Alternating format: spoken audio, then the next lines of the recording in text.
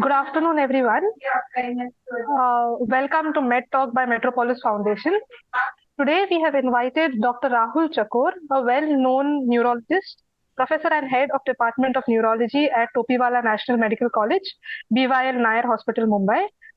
Dr. Rahul is also a consultant neurologist at Saifi Hospital, Wockhardt Hospital, Breach Candy Hospital, and Jaslok Hospital.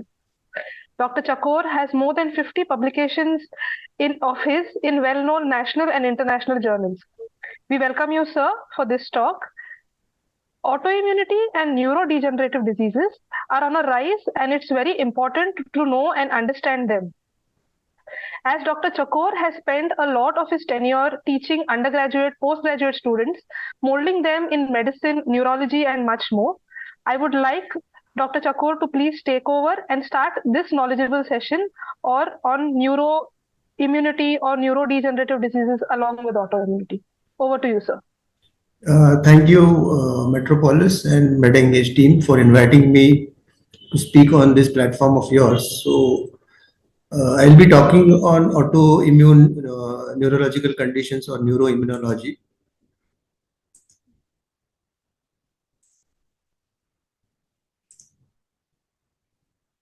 So we all know neuroimmunological conditions are basically conditions of the nervous system which happen because of autoimmunity. There are also some conditions wherein the immunological system plays a role, which actually are degenerative conditions, or there could be immunological treatment kind of for some degenerative conditions. There is a renewed interest in neuroimmunological disorders since last decade or so due to the discovery of several autoantibodies which are responsible for neurological conditions.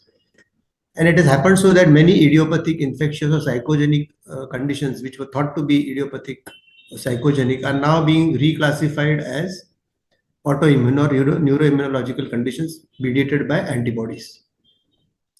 For example, neuromyelitis optica or Devick's disease, which was described in 1894. The syndrome was described in 1894 by Devick, and the aquaporin 4 antibody or the NMO IgG antibody was discovered in 2004. So almost a century later. And the antibody testing actually is available in India since 2010.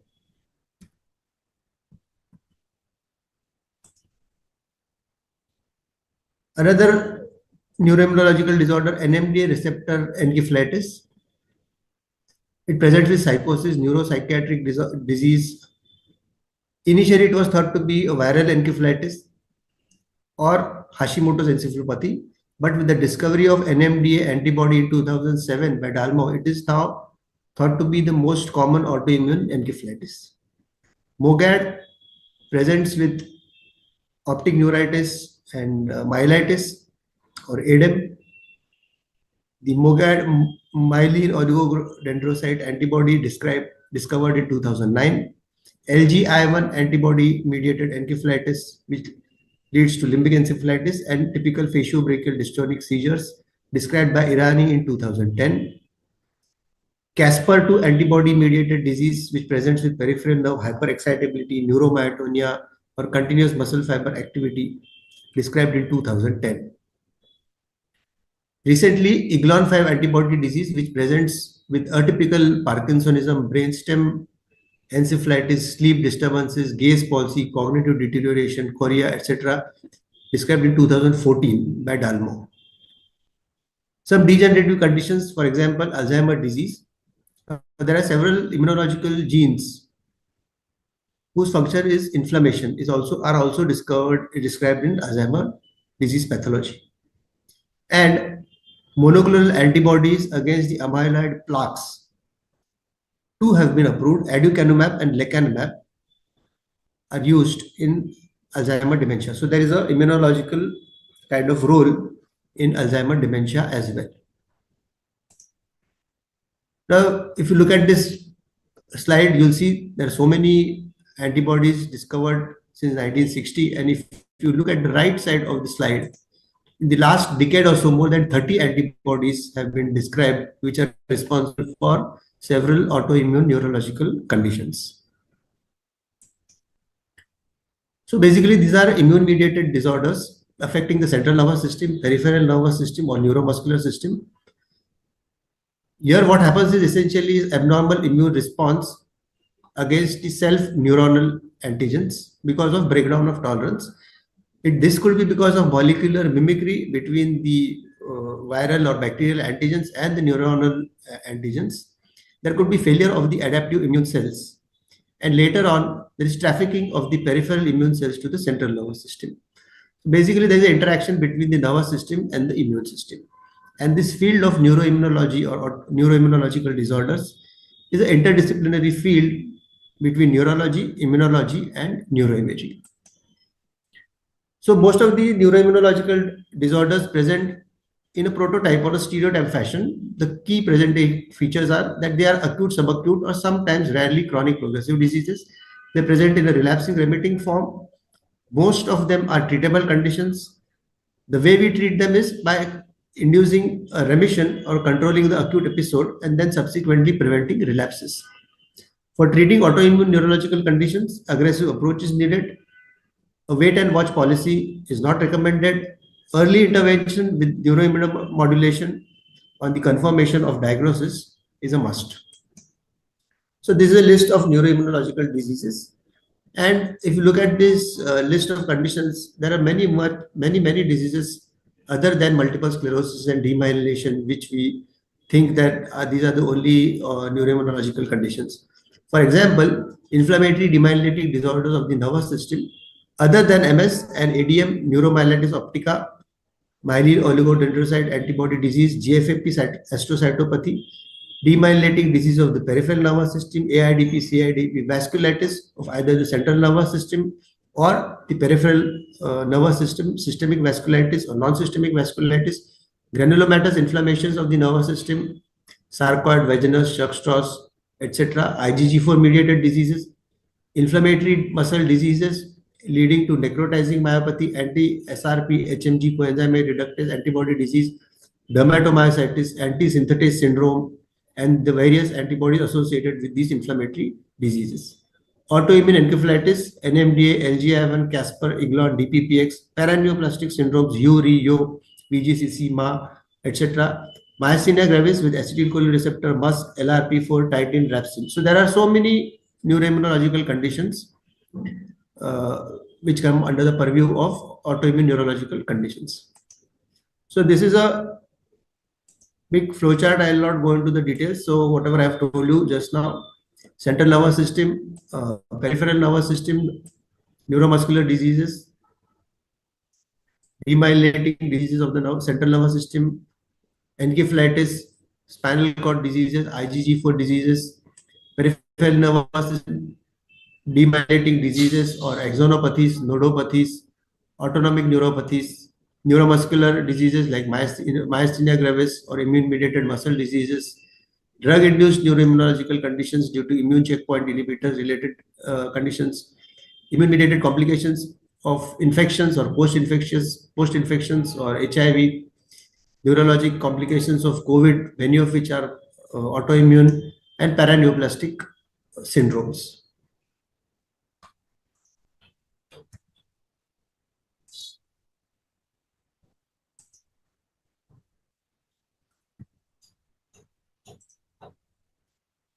So what is the pathogenesis of neuroimmunological conditions? Basically, there is failure of self-tolerance, which leads to autoimmunity.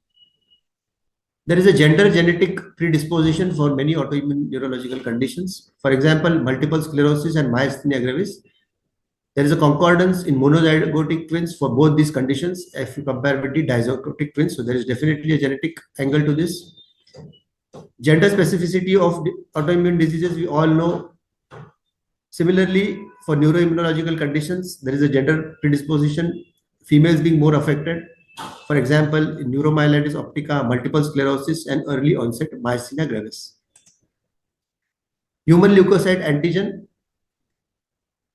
These are responsible for antigen presentation, inflammation regulation, complement system activation, etc. And polymorphism of the MHC locus is shown to influence susceptibility to several autoimmune neurological conditions.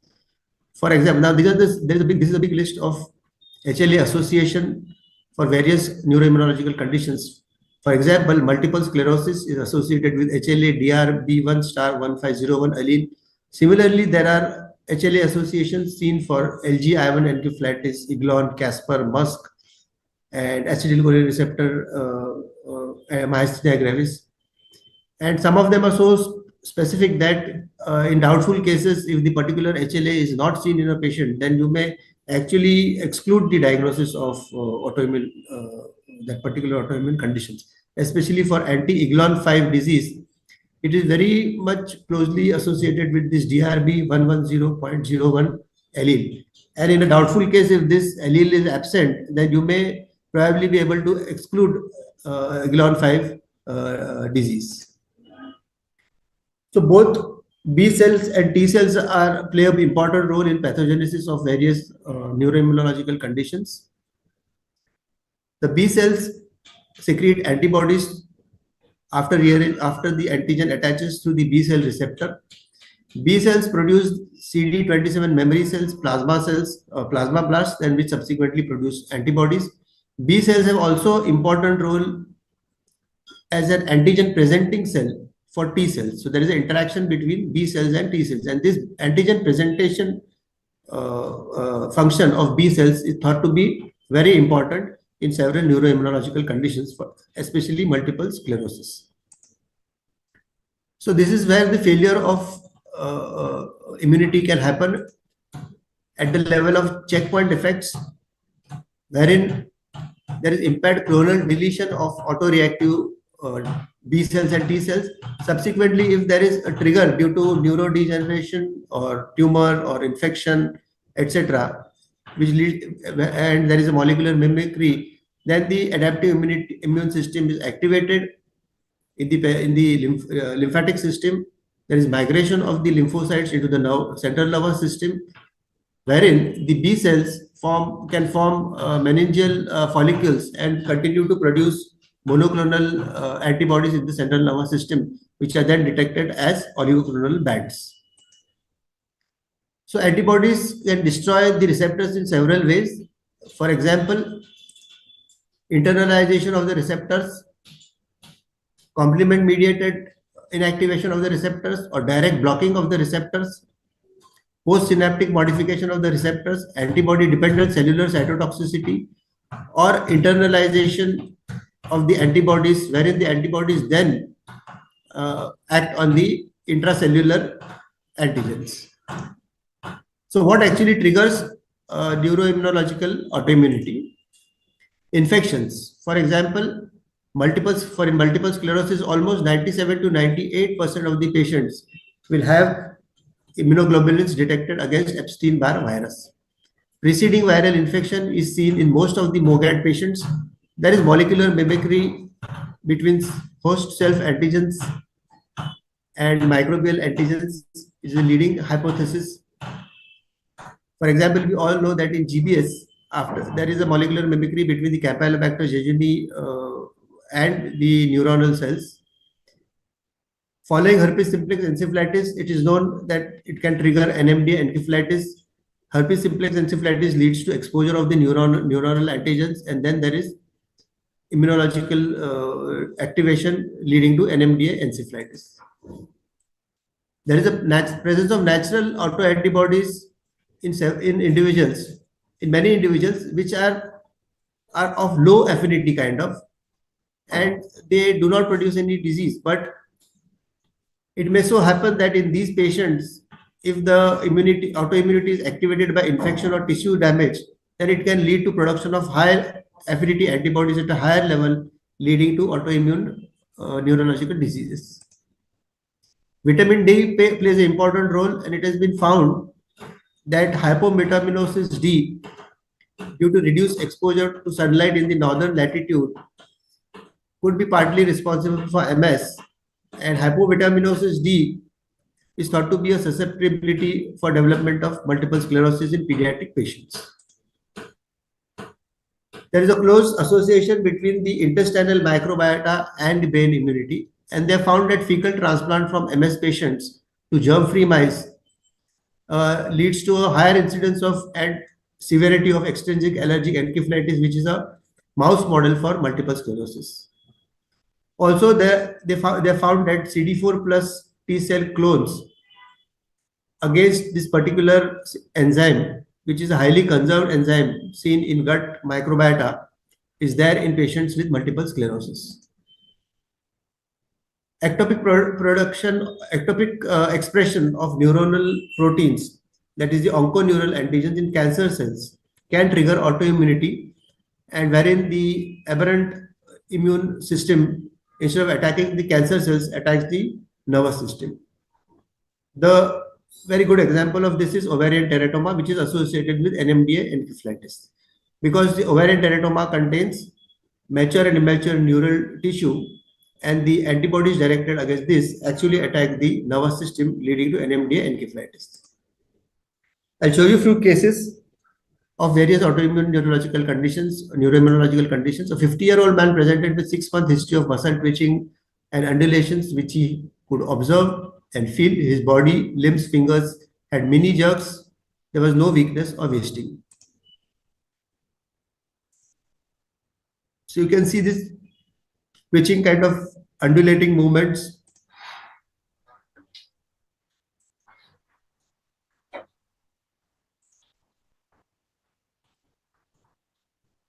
You can see here.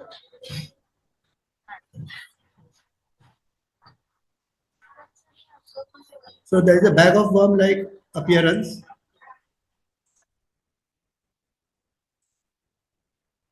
And this patient had actually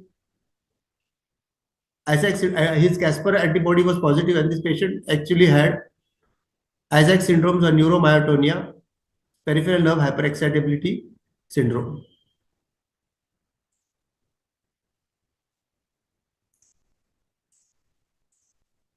Second case, a 55-year-old man was referred from neurosurgery with complaints of pain and stiffness in the back and legs and difficulty in walking.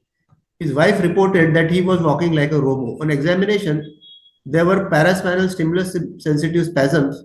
The deep tendon reflexes were brisk and the plantar was flexor. So this is the video of the patient, and you can see how stiffly he is walking without moving his arms at the shoulder or elbow, and his trunk is remaining quite stiff, and he's walking like a robo. Ajay.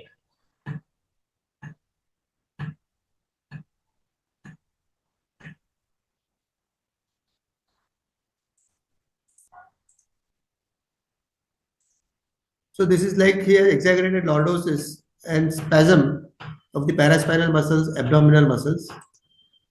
This robot-like gait made us think of stiff person syndrome. His anti-GAD65 antibody was positive, and this patient was diagnosed with stiff person syndrome. He was treated with benzodiazepines, muscle relaxants, and immunomodulatory therapy, and he improved. A 20-year-old girl presented with irritability, confusion, change in personality since 3 months. She became drowsy since 2 weeks, and there were typical orofacial dyskinesia, which you can see here.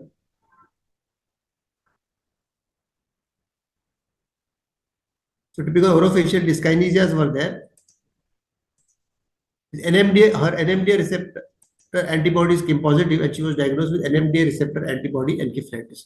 The patient was treated with steroids and plasmapheresis, and the patient improved over a period of next few weeks. 60-year-old man presented with forgetfulness since 1 month. He remained apathetic and did not go to work since 2 weeks, was being treated for depression, and finally was referred to neurology when he developed jerks in his upper limb. So this, you just want to look at the left face, there is twitching intermittently.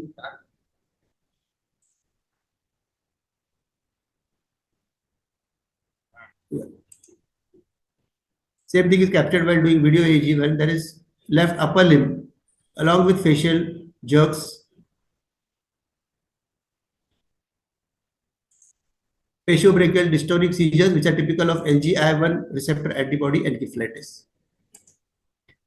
10-year-old female presented with imbalance and numbness in the hands and feet since 1 month. Imbalance was more in dark with eyes closed. There was wash basin ataxia. Her speech was normal. Deep tendon reflexes and planters were absent.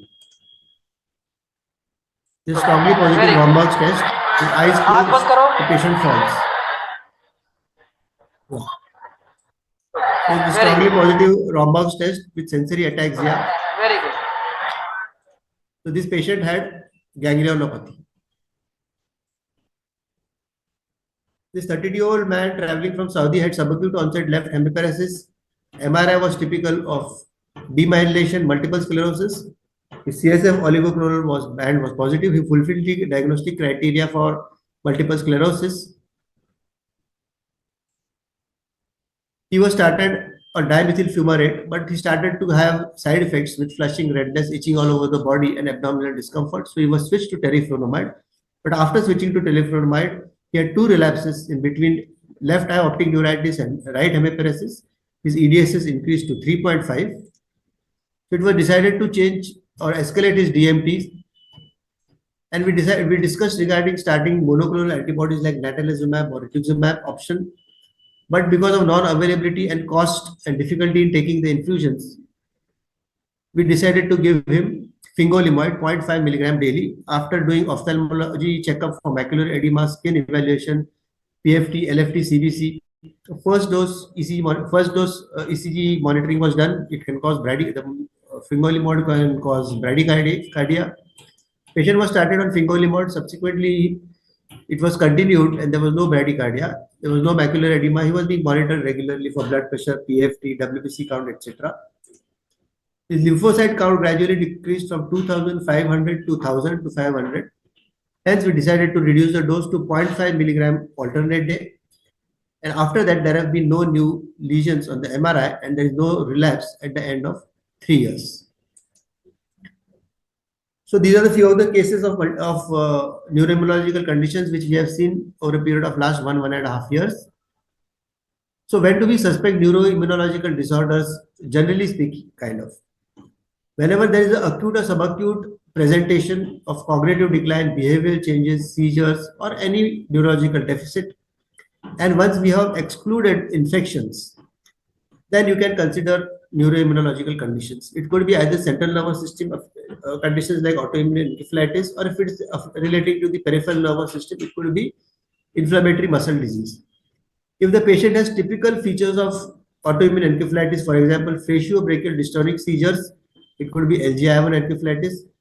If it is a young female with recent psychiatric manifestations, aggression, agitation with involuntary movements or orofacial dyskinesias and autonomic disturbances, it could be NMDA receptor encephalitis. If there is subacute presentation of cerebral ataxia over a period of less than 3 weeks, it could be paraneoplastic syndrome related to UREO antibody, obsocularis myoclonus with brainstem encephalitis, ophthalmoplegia, ataxia, etc. It could be anti-GQ1B antibodies mediated Bickerstaff brainstem encephalitis. If there are sleep disorders, REM sleep behavior disorder, obstructive sleep apnea, stridor, insomnia, it could be Iglon 5, Caspar-2, MAR2, LGI1 encephalitis. NMOSD spectrum disorders with hypothalamic involvement, patients will have secondary narcolepsy. Movement disorders, as I've mentioned, dyskinesias, dystonias seen in NMDA and LGI1 encephalitis. Other involuntary movements like chorea or Parkinsonism seen with anti-RI, NMDA, LGI1 or D2 receptor encephalitis.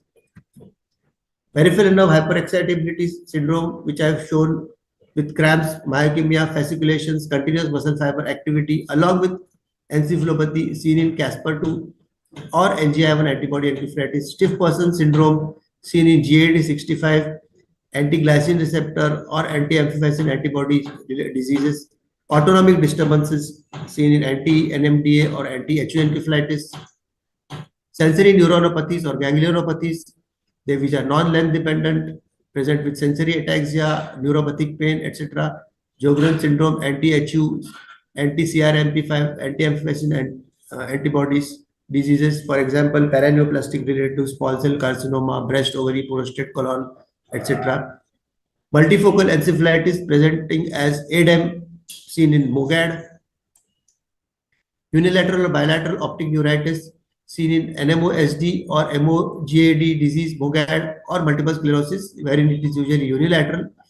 Long segment myelitis seen in NMOSD, MOGAD, or ADEM. So how do you diagnose these conditions? Either by detecting the antibodies by fixed cell-based assay, or live cell-based assay, or tissue-based assay. So you have to demonstrate the presence of antibodies by one of these methods. Once the diagnosis is confirmed, early immunotherapy is a must. Here are the various immunotherapies available. In the acute condition, you treat the patient with steroids, plasmapheresis, or IVIG.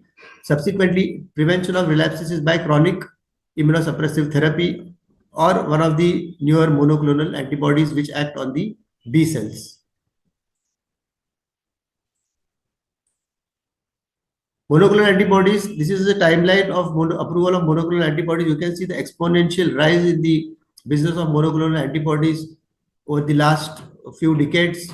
Many of these monoclonal antibodies actually are approved for cancer, but they have many are repurposed for neuroimmunological conditions and being used for multiple sclerosis or autoimmune encephalitis, myasthenia gravis, etc.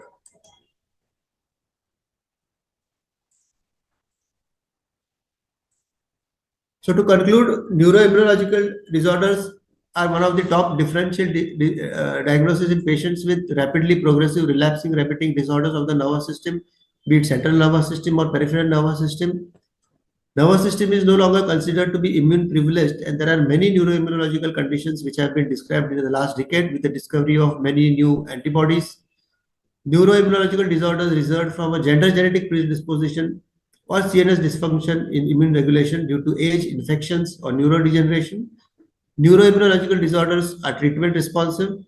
A high suspicion and early intervention in diagnosing and treating neuroimmunological disorders is essential and is usually rewarding because they are treatment responsive. Thank you.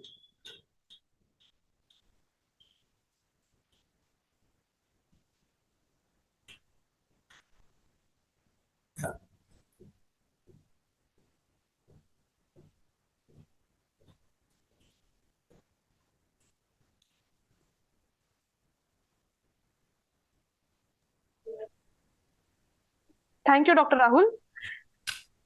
It was an wonderful lecture on neuroimmunology, very elaborative and very explanatory and self-explanatory.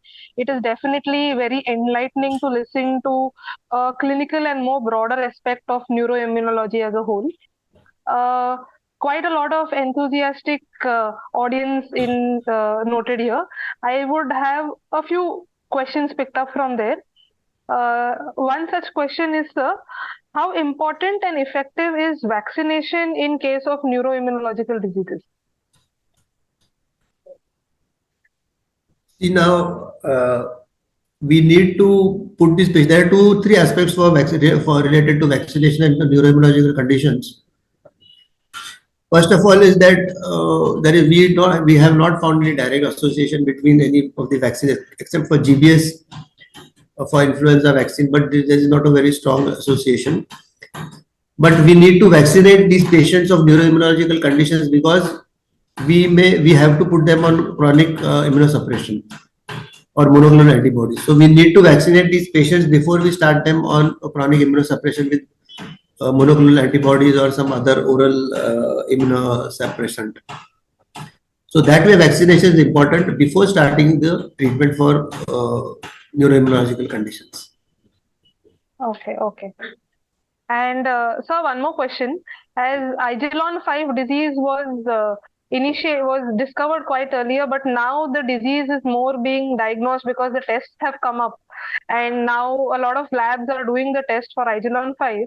So how and when do you suspect Igilon 5, and which cases do you go forward for Igilon 5 testing? Yeah, when there is a rapid progression of a Parkinsonism, especially with bulbar symptoms like dysphagia, dysarthria, difficulty swallowing, fasciculations or something in the tongue, and sleep disorders, and Parkinsonism, which is progressing rapidly, or a PSP-like phenomena, or sleep behavior disorders REM, non-REM sleep-related disorders. In those patients, you can suspect Eglon 5 disease. Thank you. Thank you so much, sir. It was really nice having you and a very informative lecture.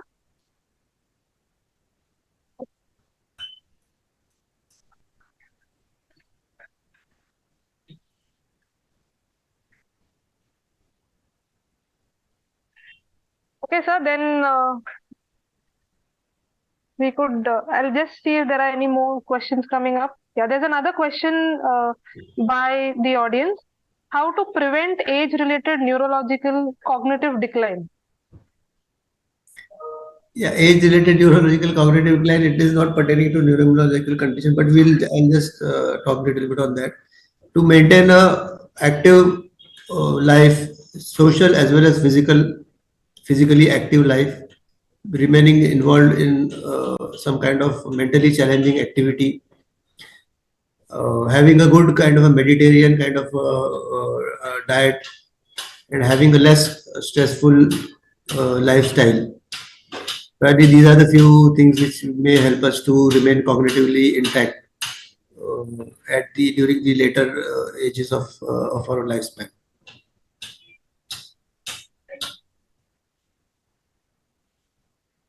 Thank you, sir. Any more questions up by the audience?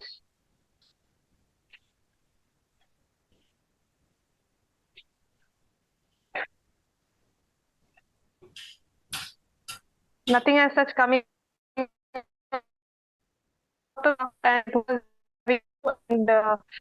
thank you from the entire audience who have really gained a lot of knowledge on neuroimmunology as a broader aspect from a neurologist's point of view, who actually sees a lot of cases. It can help us a lot. Thank you, sir, once again, and we look forward to many such MedTalks in future. Thanks.